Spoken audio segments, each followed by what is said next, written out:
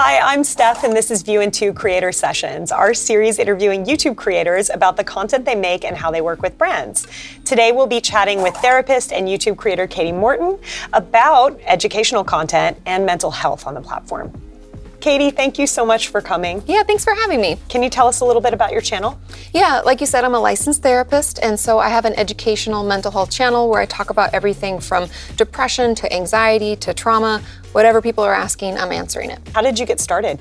Back in the day when I was working at an eating disorder treatment center, I would come home to my husband every day and complain about the fact that I had no one to refer out to, why don't more people understand eating disorder treatment? And he had just gone to a conference where he learned of the power of YouTube and the ability to reach millions of people and educate through the platform. And he was like, why don't you put that online? It's really a great way to reach people. And so he started sending me clips from other creators who were on the platform at the time. It was like, instead of being one-to-one like I would in my therapy practice, now it can be one to millions. Oh, you had so much more reach, I'm sure. Exactly, it's been amazing. So your channel focuses on mental health and it's therapy, but it's also education. I'm curious why you think that viewers are coming to YouTube as a resource. I think it's a lot of reasons, really. The first is stigma, because we might be afraid to speak up or to reach out or to ask, because what could that say about us, or like what that might say about someone that we love or care about. And so in the same way we go to a site to figure out why my tooth hurts or why my elbow does this weird popping noise. People go to YouTube to find out, why do I feel so sad, or why is it hard to get up? And I think that not having to tell people in our real life, in person to person, face to face, gives us a little bit of leeway to learn more, to understand the verbiage, and then hopefully be empowered to get the help we need. And so it gives us that anonymity that can be so important. Anonymity and then also immediacy probably too. Yes, because what if it's 2 a.m.? Who are you gonna call? Yeah, it's keeping you up. It's exactly. going through your head. Exactly. And this is a subject, I think, when we talk about mental health that is usually pretty clinical. But what I love about your channel is that you're able to take that and make it very conversational and human. You inject humor into it. Why is that so important, do you think? I think it's really important because it's more relatable. Like I can pull myself into it and make jokes about things I've done, because I'm not perfect. Being a therapist does not mean you have all the answers. I think the connection that people get through YouTube, because we're in our apartments and we're not overproduced videos, you feel really connected.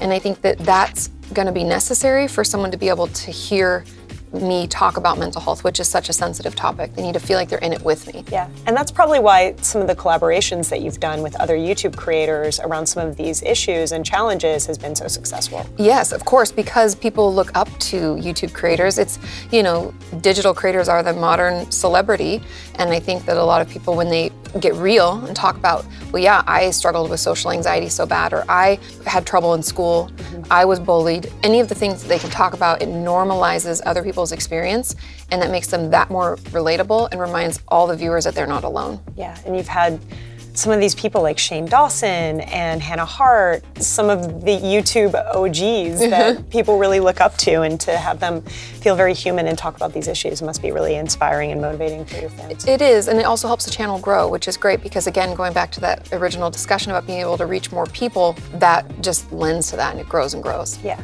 So let's talk a little bit about how brands can participate. What's the best way for an advertiser to work with a creator like you who's covering topics like mental health? Yeah, I think it's kind of twofold. The first component being, please watch the content. Get familiar. Yes, get to know me, how I communicate with my audience, because that will give you an idea of how we can work together. And then the second component is build a relationship. I like to see brand deals not as like a one-off, but more of like a relationship together, so we can find new ways to work together in the future towards the same goal.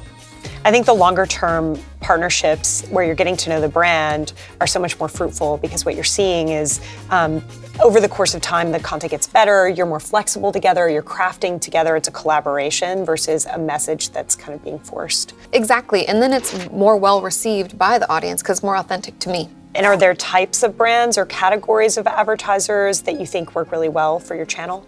I mean, in the past, I've worked with like mail order pharmacies or online therapy resources, whether it be an app or online therapy itself.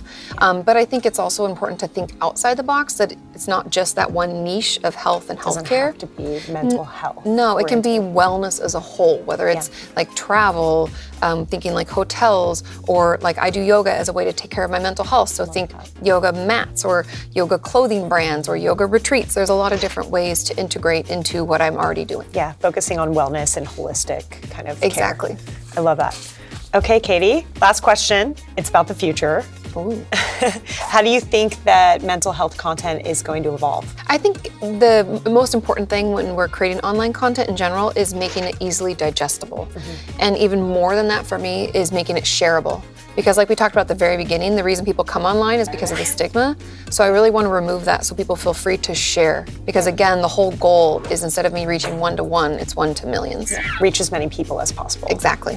And what about in terms of other mediums? Are you thinking about new formats? Are there other things that are exciting for you as you're developing? As far as different formats, I'm really looking into kind of like more short films where I can tell a story, because I think the power, like storytelling has a lot of power. Yeah. People are able to hear something maybe they wouldn't originally have been able to hear.